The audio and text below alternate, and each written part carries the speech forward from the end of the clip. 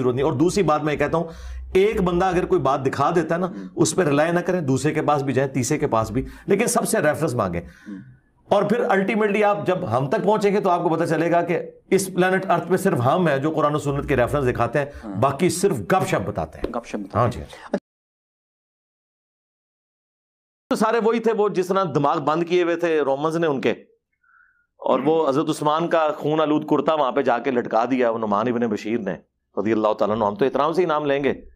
और वो एक पूरे का पूरा एक मुकदमा उस पर खड़ा किया। वो बेसिकली सारे वो रोमन्स जो थे ना, वो लाई लाग लोग थे, पहले वो लगे हुए थे उनके साथ।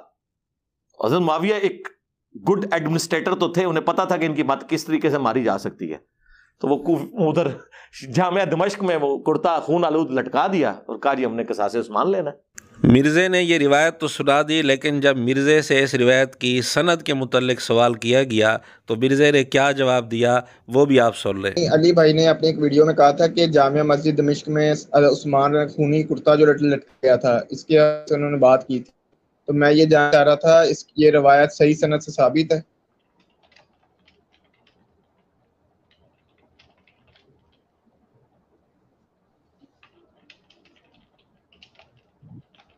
ठीक है, मैंने आपका सवाल नोट कर लिया। क्वेश्चन नंबर 33 आपका 33 नंबर सवाल है। ठीक है, अली भाई से पूछेंगे, आप सेशन देख लीजिएगा। ठीक है भाई,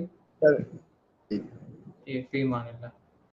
नेक्स्ट क्वेश्चन नंबर 30 मुदस्सर भाई का फैसलाबाद से, वो भी शिया सुन्नी कन्फ्लिक्ट पे, और स्किप करके 31 क्वेश्चन नंबर है मोहम्मद उस्मान भाई का इस्लामाबाद से। जी नाजरीन, आपने देखा किस तरह बहाना इन्होंने घड़ा इस रिवायत की सनद से जान छुड़ाने के लिए, क्योंकि इस रिवायत की सही सनद कहीं थी ही नहीं, इसलिए इन्होंने जान छुड़ाने के लिए ये बहाना घड़ा। वरना अगर ये बहाना वाक़यतन था तो फिर मिर्ज़े ने ये रिवायत बयान क्यों की थी? बयान करते हुए मिर्ज़े को ये ख्याल क्यों नहीं आया था?